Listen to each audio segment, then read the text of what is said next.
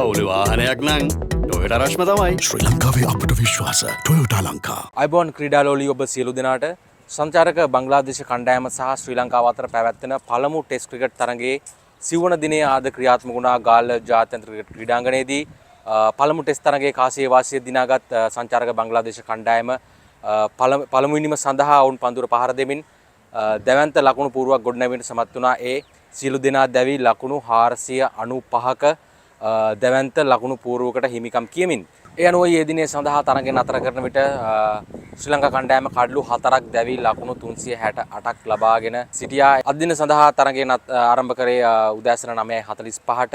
එවන විට කඩලු රැඳී සිටියා ශ්‍රී ලංකා නායක ධනංජය සිල්වා සහ කමිඳු මෙන්ඩිස්. කෙසේ නමුත් ඔවුන් දෙදෙනාට වැඩි වේලාවක් උදේවරුේ පන්දුර පහර දීම සඳහා බංග්ලාදේශ පන්දු යවන්නන අවස්ථාව ලබා දුන්නේ නැහැ. ධනංජය සිල්වා ලකුණු 19කට ක්‍රීඩාගාරයට යැමට ඔවුන් සමත් වුණා.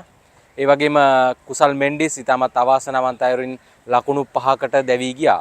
කෙසේ නමුත් මිලන් රත්නායක සමගින් නැවතත් කඩුල්ල ස්ථාවර කරගනිමින් පස්වන ටෙස්ට් අර්ධ ශතකයේ වාර්තා කිරීමට සමත් වුණා කමිඳු මෙන්ඩිස්.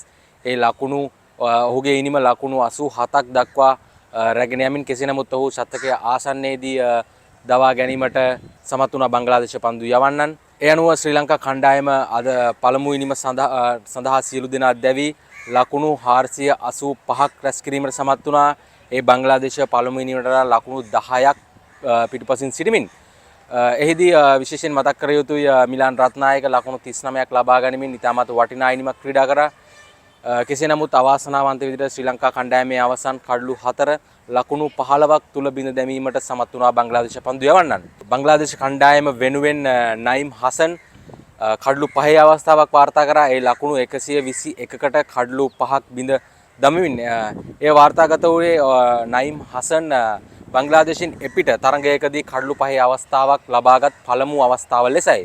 ඒ අනුව බංග්ලාදේශ කණ්ඩායම සිය දෙවන ඉනිම ආරම්භ කර දිනේදී ලකුණු 10ක් තමන්ගේ වාසියට තබා ගනිමින් කෙසේ නමුත් ඔවුන්ගේ ආරම්භක සම්බන්ධතාවය යලිත් වරක් බිඳ දැමීමට සමත් වුණා. පළමු ඉනිමේදී කඩලු ලබා ගැනීමට නොහැකි වූ ප්‍රබල් ජයසූරිය ඒ ඇනිමුල් හක් බිජෝයි ලකුණු 5කට දවා ගනිමින් එහිදී බංග්ලාදේශ ආරම්භක පිතිකරු ෂැඩ්මන් ඉස්ලාම් ලකුණු 71ක් ලබා සිටියේදී දවා ගැනීමට සමත් වුණා මිලන් රත්නායක.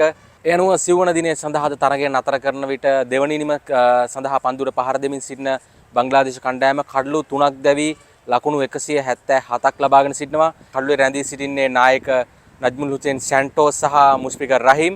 ඒ අනුව බංග්ලාදේශ කණ්ඩායම ශ්‍රී ලංකාවට වඩා ලකුණු 187ක් ඉදිරියෙන් තමයි පසුවන්නේ. තරගයේ අවසන් දිනේ හෙට ක්‍රියාත්මක කරනවා. තරගය ආරම්භ වන්නේ උදෑසන 9:45ට.